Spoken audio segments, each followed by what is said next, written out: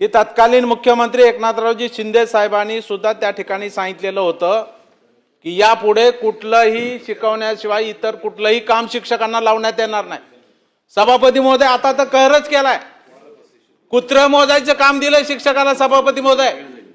एक प्रकारे मोठा अपमान शिक्षकाचा सभापती महोदय या ठिकाणी केलेला। हे परिपत्र कुणी काढलं कुत्र मोजायचं? याच्यावर आपण या खात्याचे पालक म्हणून काय कारवाई करणार आहात? त्यांना जबाब विचारणार आहात का नाही तुम्ही? शाहू फुले आंबेडकरांच्या पुरोगामी राज्यामध्ये सभापती महोदय आचार्य देवोभव आपण म्हणतोय शिक्षकाला, हे मानाचं स्थान आपण एकीकडे देतोय आणि त्यांना कुत्र मोजायचं काम लावतोय।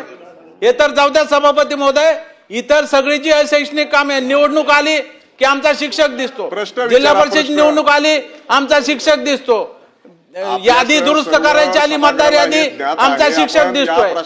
त्या ठिकाणी सभापती महोदय ते आपले स्वच्छतागृह मोजायचे शिक्षक दिसतोय सभापती महोदय। बातमी म्हणजे थोडक्यात